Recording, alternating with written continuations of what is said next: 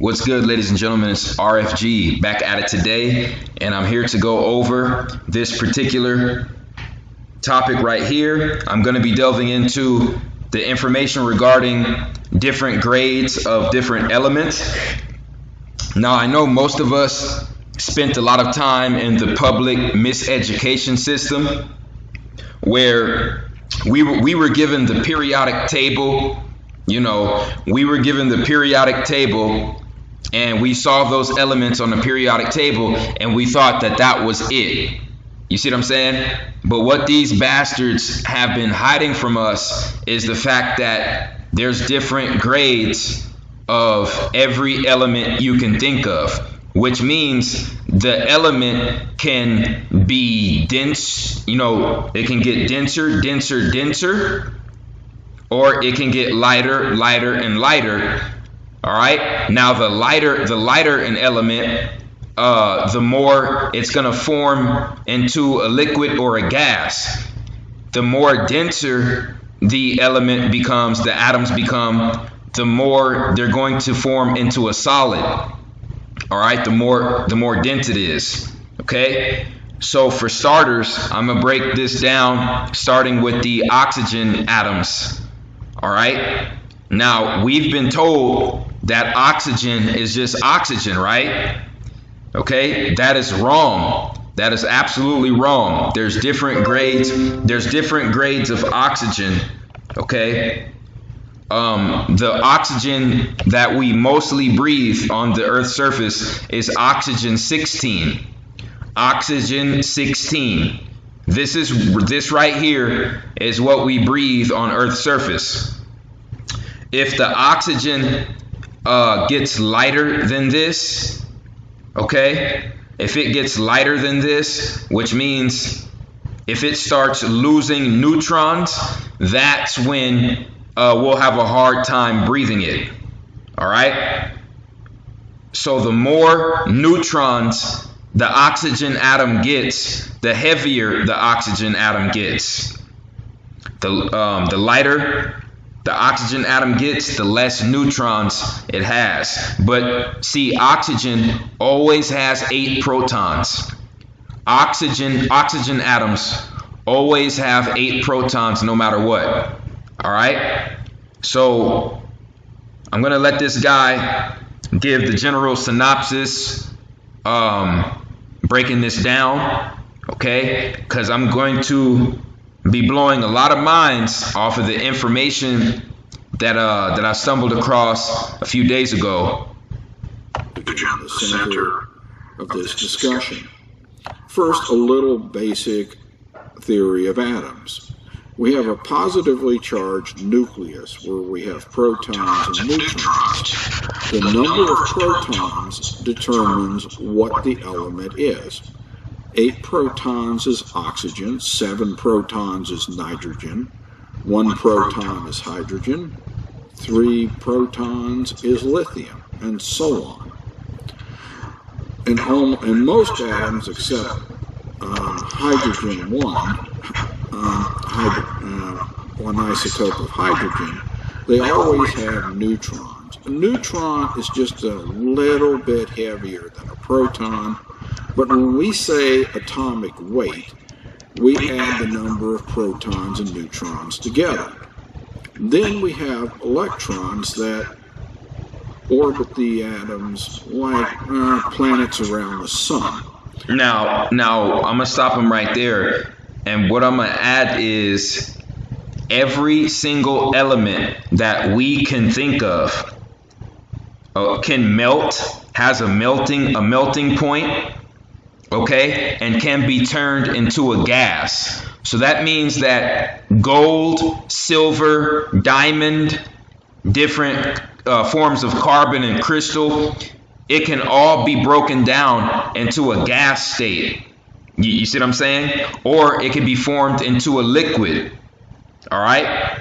Every single element that you can think of has 4 different states. Has a plasma state, has a gas state, a liquid state, solid state. Every element you can think of has a plasma state, gas state, liquid state, solid state. This drawing here really inflates the size of the electron by weight. A proton weighs 1,800 times as much as an electron.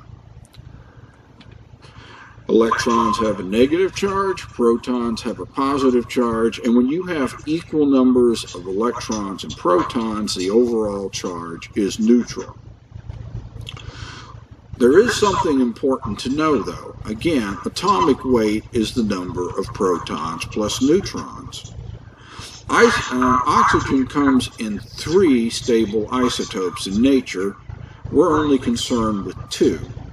Oxygen 16 with 8 protons and 8 neutrons, and oxygen 18 with 8 protons and 10 neutrons. Now right there, he just said there's 3 different grades of oxygen dealing with nature. All right? Now, what this man may know, like I said, he may be an archaeologist who is a Freemason. He may be some kind of scientist who is a Freemason. I don't know. But him saying there's only 3 different grades of oxygen is either he's ignorant or it's just a bold-faced, flat-out lie. All right? Now, I'm going to break this down as simple as possible. This right here, this oxygen 18 exists in artesian water. Oxygen 18 is found in inner earth. All right, this is the heavier oxygen that's part of the artesian water underground. All right, oxygen 18. Okay, oxygen 18 is the oxygen that is mostly found in abundance in giant lakes that are underwater of artesian water. The air that's in inner earth, the water that's in inner earth, that's where oxygen 18 is going to be found in abundance. Oxygen 16 is what we breathe on Earth's surface, and oxygen 16 is what's on the Earth's surface water. So the air we breathe is oxygen 16. The air, the oxygen molecules in the water, that's oxygen 16. So the oxygen molecules in the oceans, in the rivers, in the lakes, on the Earth's surface, that's oxygen 16. All right? Oxygen 18 is the oxygen that's found in the water in inner earth, all right, the artesian water. That's why artesian water, even when you drink it, it feels heavier than, regular surface water on the earth. Okay? Now, what this guy isn't telling you is there's an oxygen 14 and there has to be an oxygen 12. All right? Now, for there to be an oxygen 14, that means there has to be an oxygen with 8 protons and 6 neutrons. That's oxygen 14. Oxygen 14, okay? Oxygen 14 is found in the cosmic water that surrounds the earth. That's oxygen 14. Now, when our body recognizes the difference between oxygen 16 and oxygen 14, when our body recognizes that difference between O16 and O14, our body starts to panic because it's not used to absorbing that particular atom, you see, in the body. It's not used to it. So this is why you see people who pass out, who have a hard time breathing when they go, up in altitude in the atmosphere. It's because they're leaving the oxygen 16 particles. All right, they're leaving the oxygen 16 atoms, and they're getting closer to the layer of the earth where there is oxygen 14. All right, and our bodies are not used to that. Not used to it at all. Okay, there is also oxygen 12. Oxygen 12, of course, would be 8 protons and only 4 neutrons. Oxygen 14, all right, it would be when you leave the cosmic layer of water around the earth and you start traveling the cosmic seas, okay, and you start leaving out towards the outer part of the solar system. All right, that's when you would get oxygen 12. All right, now there is no mortal human who's actually able to breathe oxygen 12. This is why astronauts put on the goddamn the helmet, the fishbowl helmet over their head. All right, so they can keep the oxygen 16 in there, but there is oxygen outside of them. All right, it's oxygen 14 and oxygen 12. Okay, and if there was no oxygen outside of this atmosphere, we wouldn't even be able to send fucking radio waves through the atmosphere or outside the atmosphere. You understand? There's a satellite altitude that is above the Earth's atmosphere, and these satellites are able to shoot radio waves to satellites on Earth, and the satellites on Earth are able to push those radio waves back out to the satellites above Earth's atmosphere. All right? Now, what they want us to believe is these radio waves are not able to be heard. They say that radio waves can travel through a vacuum, okay? They say that radio waves can travel through a vacuum, and radio waves have no sound. This is what these warlocks want us to believe. Okay? They want us to believe that radio waves are traveling through a vacuum. They want us to believe that space is a vacuum, and they want us to believe that radio waves have no sound. All right? But guess what? Anyone with any amount of common sense and anyone who studies simple alchemy, anyone who studies alchemy and the 7 hermetic principles knows that anything that moves and vibrates emits a fucking frequency. Anything that moves vibrates.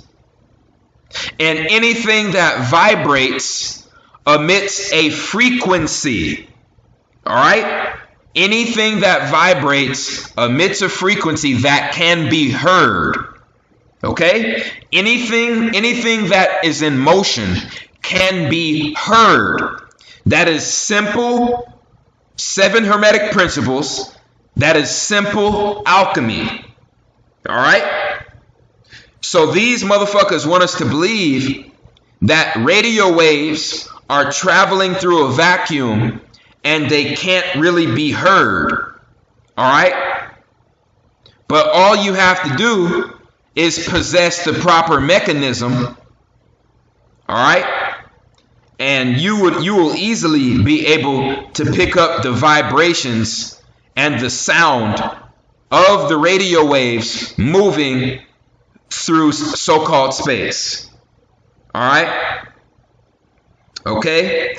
Yes, radio waves do emit sound in so-called space because space is not a vacuum. Space is cosmic water. All right? That dark matter that they're talking about. Okay?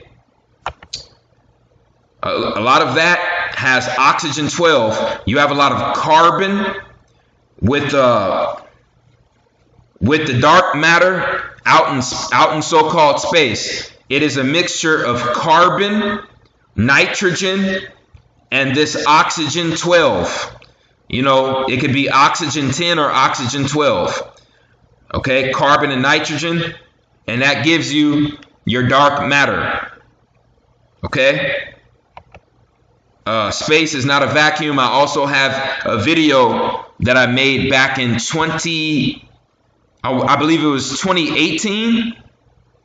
Yeah, 2018 on my main channel, basically breaking down the cosmic waters, and that's how they got the idea for the Silver Surfer, superhero. Okay, right here, this is going to be breaking down the continuum. All right, now we see how atoms look like. If you understand the saying or the phrase "as above, so below," all right, you will understand that the solar system is nothing but an atomic structure on a macro level. You see, these are atoms, electrons, and nucleus on a subatomic level right here. You see? But when you talk about atoms and molecules on a macro level, okay, that is the solar system. And the nucleus of the solar system is the sun. All right? And then we have planets. Some of the planets are emitting a positive charge. Other planets are emitting mostly negative charge. All right? Right here, they tell us that so-called space is a vacuum, but at the same time, these stars are nothing but balls of gas and balls of fire. They're nothing but great balls of nuclear energy. All right? Cosmic gas. Burning fire. Cosmic fire. Guess what, folks? Fire can't exist without oxygen. Fire cannot exist without oxygen.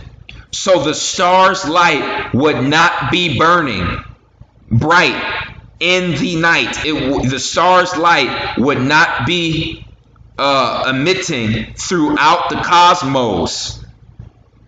All right? The fire from the stars wouldn't be able to burn if space did not have any oxygen. Okay? We've been lied to. The dark matter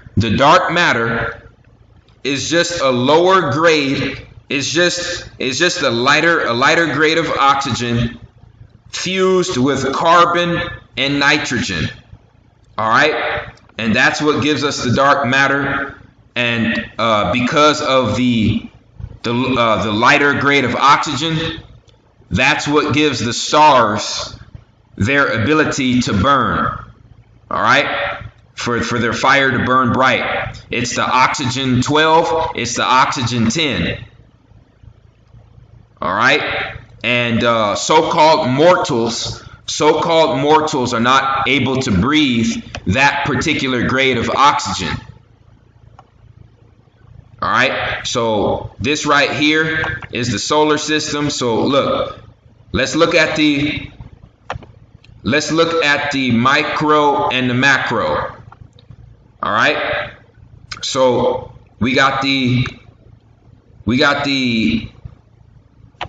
water in inner Earth, all right, under the Earth's surface. Then we got the water on Earth's surface. Then we got the water that's encasing the Earth's atmosphere. Okay? The cosmic water with the oxygen 14, and the oxygen 12.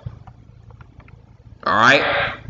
And then we have another layer of dark matter between each so-called planet. All right. Then we have more dark matter layers, okay, throughout the cosmos that basically attach each star to every other star. It's a network system, and the stars actually communicate with each other through the goddamn dark matter. That's why you see the memes going around comparing the brain neuron connections to the stars connections in the galaxy. Okay, if you look at the stars in the galaxy on a electromagnetic spectrum, or on the heat spectrum, you'll see there's a network of energy that connects all the stars in the galaxy together. So the same connection between our neurons in our brain is the same connection between these stars in the galaxy and the dark matter in between them. You see, as above, so below. The continuum. We got water in inner Earth. We got water on Earth's surface. We got water inside of us. Oxygen, the oxygen 16 that we breathe is nothing but a component of water. Okay? And when we leave the Earth's atmosphere,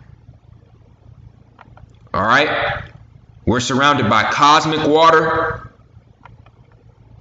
And when we leave and look at the stars that occupy the galaxy, it's more cosmic water, which is dark matter.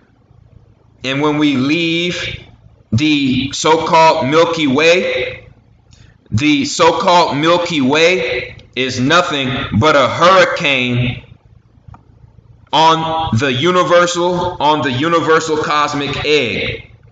All right? The Milky Way, all galaxies, or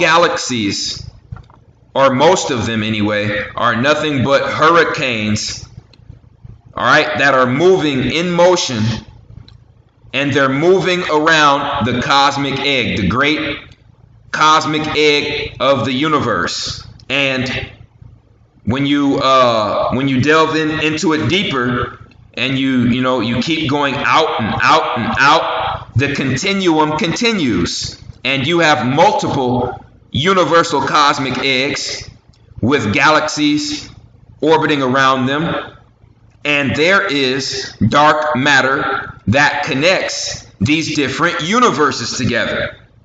All right? And the further we go out in this continuum of the cosmic egg, the lighter the oxygen molecules get. But there's a flip side to it. The more you go in the center of the galaxy, the denser it gets. There's a giant black hole of dark matter in the center of every galaxy. And the closer you get to that, the denser it becomes. So you're actually going to get heavier. You understand? If you move towards the center of the galaxy. So the further you get away from the galactic center, the further you get away from the cosmic egg of the universe, the lighter the oxygen molecules get. The further you go towards the center of the Milky Way, the heavier and more denser material becomes. It's the same thing if you go into inner Earth. If you go into inner Earth, things are going to get heavier and more denser. All right? As above, so below. This right here is the continuum. And the sphere is a very sacred shape. Our soul's essence is a light orb. It is an orb of electromagnetic energy, and it is spherical. All right? When you look at the bubbles of oxygen, that come up in the waters, in the oceans, all right, when you look at the bubbles in the oceans, they're spherical. These bubbles of gas, all right, they're spherical. So when you look at the Earth and the solar system, it's the same thing. Spherical orbs of energy orbiting around each other, and they're separated with layers of dark matter, but they're connected through electromagnetic orgone energy. I'm going to repeat that. Mostly everything in the universe is separated through dark matter, which is the cosmic water. But everything in the universe is connected through orgone energy and electromagnetic energy. All right, which is known as the so-called force. All right, the dark matter is nothing but a conduit. The dark matter is a conduit for orgone electromagnetic energy. Okay, so this right here is the continuum. These galaxies are hurricanes over the universe, the universal cosmic egg. All right, we are on the outside of this particular universe, and when you leave the cosmic egg, that's when you enter the realm of the macroverse. When you leave the cosmic egg, that's when you enter the realm of the macroverse, where multiple universes are being birthed out.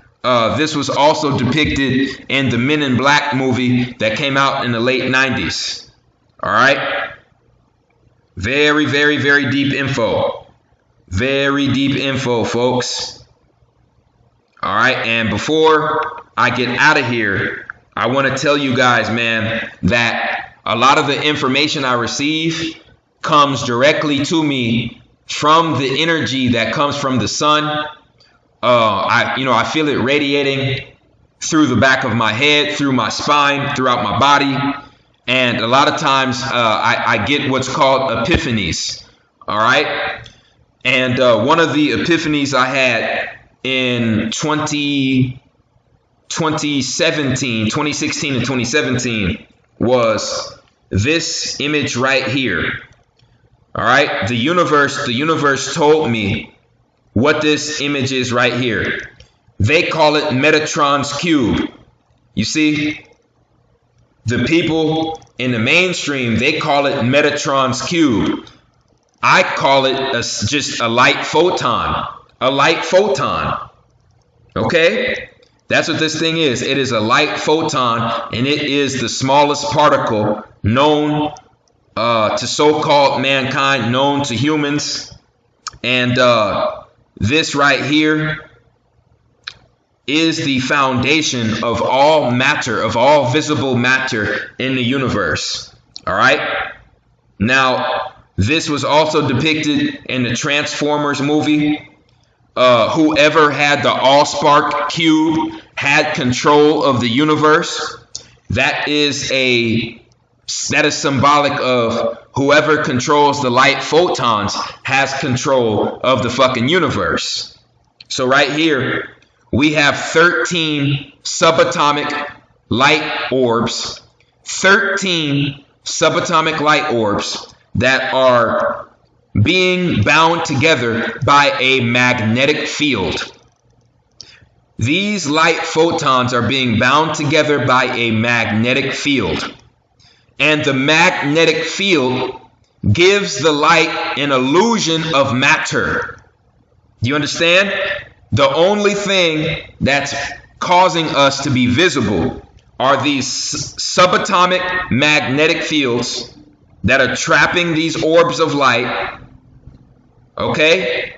And when all these, when trillions of these light photons come together, they create a molecule, an atom and a molecule. And when the molecules come together, then it makes up, living organisms, us. All right. So if you break down all the animals and all the visible matter on the earth to the smallest particle, this is what you're going to get. You're going to get a fucking light photon, 13 light orbs that are tied together through a magnetic field. And the magnetic field is giving the light the illusion of, matter. You know what I'm saying? So this right here proves what I said. This is an actual image through a high-powered electron microscope. All right. And this right here had to be through maybe CERN. I want to say CERN or some other agency took this picture. But this right here, what do we see? We see 13, all right, orbs inside of hexagons. There are 13 light orbs inside of hexagons, all right? And this right here is really the energy field. This is an energy field that is binding these 13 light orbs together. Okay, it looks like a honeycomb, and then when you step back from it a little further, it looks like a goddamn cube. You know what I'm saying? So this right here proves what the fuck I've been saying about the light photon since 2016, and I just found this picture 2 days ago. All right, mind blowing fucking information. All right, because this basically just confirmed everything I felt and everything I've been saying. So if hundreds of thousands of these photons come together, you're going to get an atom, and then the atoms come together, create the molecules come together and create the organism. Now, this right here is going to tell you that it's an atom. It's just an atom. That's bullshit. You see, they always give you the truth with a lie. They can never give you the full truth. This is not what an atom looks like. This is not a fucking atom. This is a light photon, Metatron's cube. It doesn't get any smaller than this. See, these things come together and create neutrinos. The neutrinos come together and create the atoms. The atoms come together, create the molecules. The molecules come together, create the organism. All right?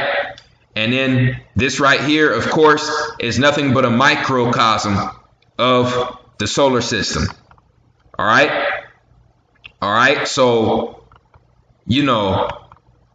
that basically breaks down the continuum, the information I had regarding the universal continuum. All right? It's a never-ending cycle of spheres. I'm going to repeat that. It's a never-ending cycle of spheres.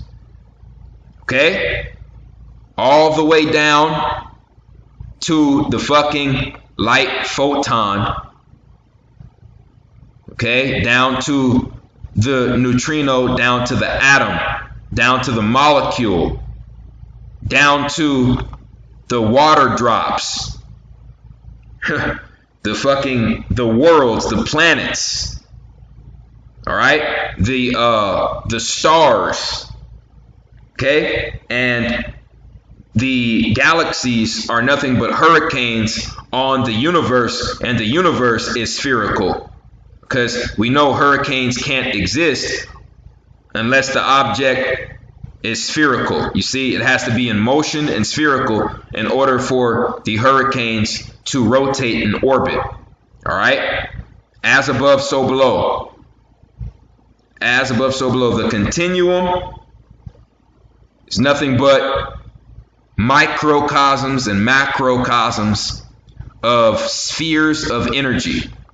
So with all that being said, that's all I had to say on this topic. I'm going to be dropping a video right after this, so be on the lookout for that. I appreciate everyone who supports RFG and Atlantean movement. Please like, share, and subscribe. It's the Chosen One, man. I'm out.